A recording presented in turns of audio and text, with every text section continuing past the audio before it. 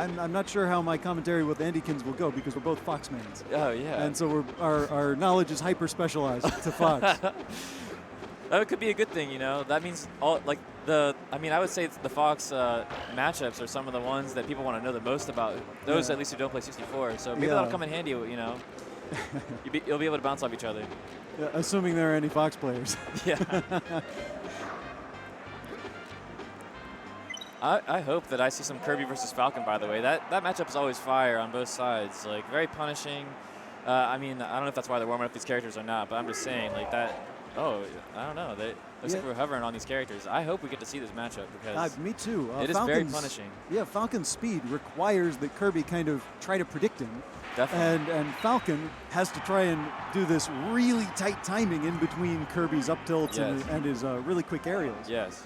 Falcon has very, very few weapons versus Kirby's most campy options, basically. The up tilt here. And, yeah, like, Kirby wants to bait that out. Oh, interesting choice for the up tilt here.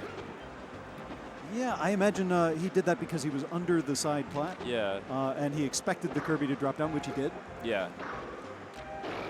And the up tilt can be a wonderful combo starter. Definitely. So there you go. The problem is some of Falcon's best weapons in other matchups, like up smash and forward air and back air, just will trade nonstop with Kirby's most defensive options, basically up tilt and back air. So it makes the Falcon think a lot different, you know? Yeah, and unfortunately when you trade, the one who has the worse recovery gets the worse end of the deal. Absolutely, absolutely. So Falcon doesn't want to trade. And here we go. Great grab out of the air there. So a decent start for Kirby, but Falcon goes ahead and evens it up. Kirby looks like he's playing a little bit more aggressively than I might expect from a more experienced Kirby, but it seems to be working okay for him. Ooh. Going for what might have been preferably a fast fall nair. That would have continued the combo, and now we're getting Falcon's going to combo off stage here, but that'll be around the down tilt though. Oh, it doesn't get the dash to continue the forward throw combo, but back to neutral. Falcon wisely staying on the platforms while Kirby stays on the ground. Yes. But that isn't the ideal situation. Tilt. What a down tilt underneath the, a bravely timed up air. The down tilt will get Falcon off stage and keep Kirby ahead here. Oh, the up tilt was just a hair away there.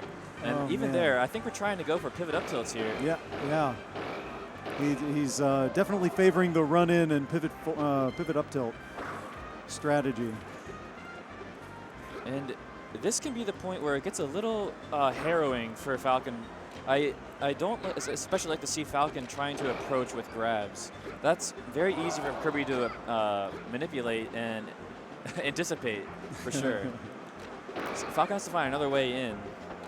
This is really funny because typically you see Kirby's take the air and they camp, they occupy the space in the air so that Falcon can't use their superior air mobility and superior aerials, sort of superior aerials. Yes. But here we're almost seeing exactly the opposite. Brave dash attack, and I do like to see Falcons being I do like to see Falcons being very aggressive, or at least somewhat aggressive with the edge guards against Kirby, just to try to the up air would definitely kill. But I do like to see Falcons attempt to edge guard pretty aggressively with Kirby, not being too safe where the down air will get a cheap, spike, but at least to pressure out the jumps and create fewer and fewer options for Kirby as he comes back. But the back air is going to do it. That edge guard is going to take him the game. So I guess I'm looking at the names now for the first time. Daredemon. Oh, that's right. He's one of the Norwegian players. Yes. Daredemon. Yeah. Okay. And then Dankey Kang. Oh, of course. Right back into game 2 here. Dankey Kang looks like he has switched. No, I'm sorry, the other way around. Daredemon. Oh, we have the names switched.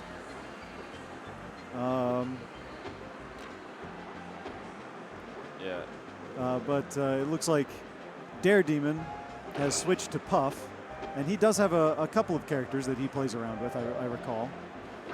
Now that I see the name, I remember. Yeah, yeah. Whereas Dankey King generally favors Kirby quite a lot. I don't know that this will go any better as Jigglypuff. The Jigglypuff matchup is iffy. Yeah. At the low level. Yeah. Jigglypuff at the low and mid level is going for rest combos every time, or basically will be punished in the neutral every time. Mm-hmm.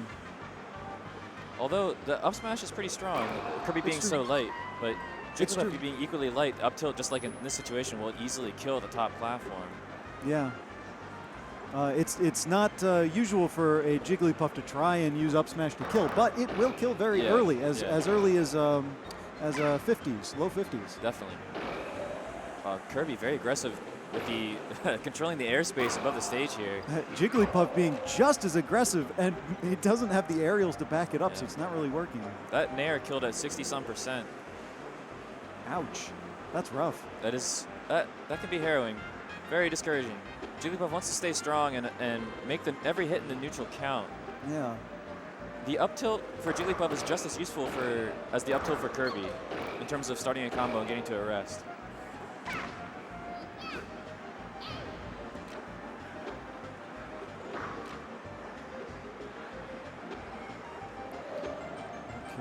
We're seeing a lot more aerial battles in this matchup. They may look a little bit boring, but really there's a lot of consideration that goes into how to time each jump. Ooh, that Nair was close to hitting.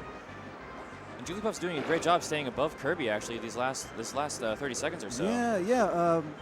Daredemon was having a lot of trouble gaining the air, gaining control of the air in the last few stocks, but seems to have found his rhythm. Now if he can just get a hit. Yeah. Oh. Right into the Nair.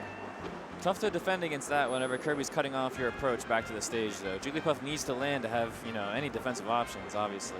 It's true. Begging for the landing.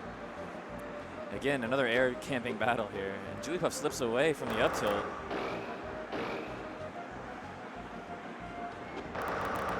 There we go. Jigglypuff. Daredemon waited for Dankey Kang's Kirby to run out of jumps, and then he attacked. Yeah, very smart. Which is smart of him. Yeah. Oh, the rock. Oh, wow. The infamous rock. I thought for sure he'd get punished for it. Me too. The shield stun is pretty strong, but not strong enough to keep Kirby too safe. Yeah. And also, he could be grabbed out of it, obviously. So, trying to go for that uppy spike. Oh, and now, quite. Kirby unfortunately had too high of a percentage for the up tilt to be capitalized upon. Yeah, Jigglypuff has some amazing combos on just about all the cast, almost everybody, I think. Yeah. But really struggles in the higher percentages, especially against the lighter characters.